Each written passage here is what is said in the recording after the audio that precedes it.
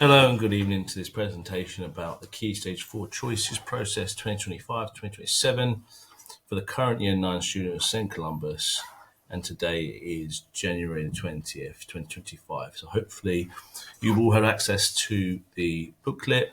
Your son should have brought the booklet home, and also there's a copy on the website next to this video, and it's also been notified you by class charts. Also, in addition to that, a letter should have come out to parents explaining the key concepts of the choices process this year. My name is Mr. Watson. I'm the assistant head teacher in charge of student outcomes and I also oversee the options process. And I'll be working closely with Mr. Creighton to ensure it goes smoothly and your sons get the best choices possible. Just to start by saying that we are an all-inclusive school. We're quite proud of that, and therefore we do not define students on predefined pathways based upon their ability levels or based upon perceived understandings of your sons. We start the process by allowing your son to talk to subject leaders during parents' evening, look through the options booklet and pick subjects that they think interest them. And hopefully with the right guidance from yourselves, the teachers, and from myself and Mr. Creighton, your son will choose a great choice for GCSE and be very successful. Our ethos exemplifies, we believe in ensuring that every student in Columbus achieves his personal best. That can be seen from our current outcomes this year. We are celebrating these. If more information is on our website, on our Twitter, along with our recent Good Ofsted report. So please do look at these things as well. So just to begin, you should have a copy of the booklet. And we really need to consider, what is engaging for your son? What is the subject they enjoy already? They have a broad and balanced curriculum at St. Columbus. We're proud of that at Key Stage 3. And hopefully during that time, they've decided a bit more about themselves and the sort of things that they want to carry on to GCSE. It is important to know at this point in time that it might be worth considering. They do get 3 options rather than 4 because we have compulsory religious studies being a Catholic school, which is really great. We're successful religious studies results every single year, and that will help them with their attainment 8 score and go into 6 forms on their best average results. However, what I would say is if you can, before they do their choices, start to think about their post-16 choices, start to think about what and where they might want to go. And it's always good to work backwards from the entry requirements and the subject requirements that they need for A-levels and post-16, T-levels and BTECs as well. Mainly, we want something that enjoys them, excites them, because we do believe that this will eventually lead them to doing very well in these subjects, as we've seen. So just talk about the process. We do have compulsory subjects in Columbus, like I just mentioned before. All students will study English, they'll study maths, they'll study science, basic combined science, unless they choose triple science as an option.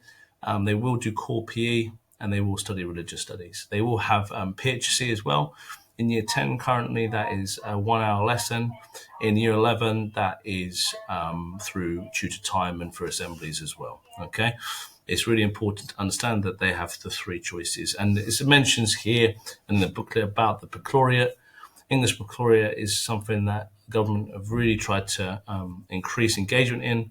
It has a real good focus on languages, and we try and share the love of languages with our students here at St. Columbus.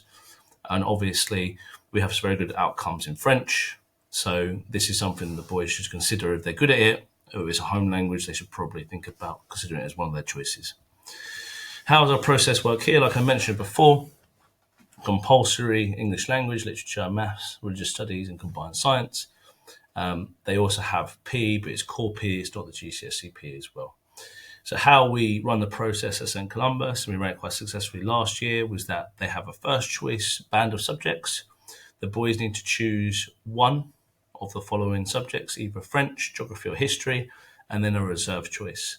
This is our only reserve choice during their options process because we are aiming to try and give the boys their first choices in the open choice subjects of all the different subjects we offer at St. Columbus. And we will talk to them if that's not possible. But our aim is they get their choices in the open choice subjects. So they need to pick French, geography, or history in the first block. And you'll see that when you look into Sims options, you'll see the information for that. And then they'll pick a reserve choice. So reserve choice is potentially that there's something they could be studying. So they really need to consider out of the 3 subjects, which is their strongest, which is their reserve choice, and which is the one that they feel they should no longer study at GCSE. Like I mentioned before, French, very well outcomes here, but also geography and history, lots of engagement, and hopefully they'll enjoy it during the GCSEs as well. We establish in our Key Stage 3 a strong geography and history curriculum, so hopefully they will be well prepared. It also mentions that computer science is included in the EBAC curriculum, and that is in the open choice subjects. And the open choice subjects, there's many different options on offer. You may want to pause the video now and look through some of these options. There's many of them. And then the boys need to choose 2 of them, okay? What we'll try and do, as we said before, we'll try and give them their choice.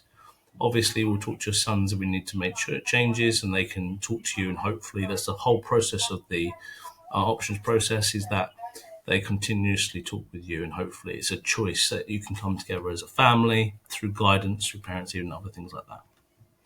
So how do I choose? How do we do this?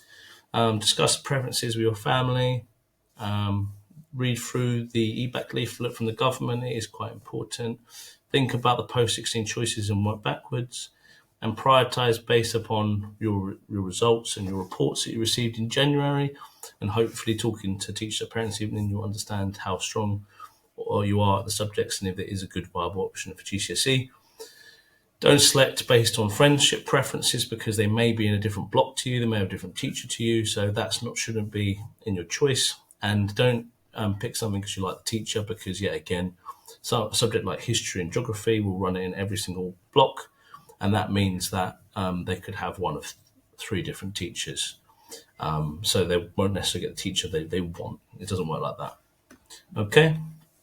Just to briefly mention about PE, GCSE and sport. This year, we introduced BTEC Sport as one of the options. The courses are quite different, to be honest, but they both rely on a strong ability in PE. And what's going to happen this year is that if the boys pick BTEC Sport or they pick PE GCSE, Mr. Virgo, the head department, will run an assessment during the summer term for all those who are interested in doing those subjects and decide which one's the better one. Essentially, the GCSE has more examinations and the BTEC Sport is more coursework based with examinations, but you can repeat those examinations as well. There's also level 1 and level 2 BTEC Sport, so there is a potential to do the level 1 if level 2 became too difficult. So there's an alternative there. GCSE PE is only grades 1 to 9. Okay. Just also on that point, we have statistics GCSE, which is one of the new GCSEs offered here, and also we have triple science. Triple science is a very popular GCSE, but we only run 2 classes here. 2 classes of around 30 students. Boys only get 3 options. So we really need to consider whether triple science or statistics are viable options for them. And what we're seeing in a lot of sixth forms is that a higher grade in combined science, say 7.7, is preferable to 6.66 in triple. So it's not necessarily the right pathway. It's worth discussing that with the science teacher, but we also really need to think about the boys having a real strength in maths, a real strength in science, if they're going to go for a triple science option or statistics option, because it's important that they are successful, because that's what we want for our students. We want them to be successful. So hopefully the teachers will be able to provide more information on that and the school report as well. And finally, what happens next? This video should be published before Parents' Evening. Parents' Evening is in the coming Thursday. It's Thursday, the 30th of January. Thursday, 30th of January, students will have a chance to talk to their subject teachers about the current progress in their subjects, but also potentially about their options. The day after Parents' Evening, the 31st of January, we'll open SIMS Options Online. SIMS Options Online is where parents and students will press and click their options. Any issues with logging into SIMS, please can you email mtd@stcolumbus.bexley.uk, and we'll try and deal with any of these issues.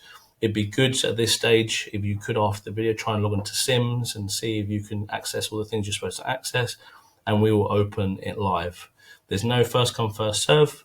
We will filter people after the closing date, which is Monday the 3rd of March. And if your son has any difficulties or needs more information, they can talk to their form tutors, their teachers, myself, Mr. Watson, assistant head teacher,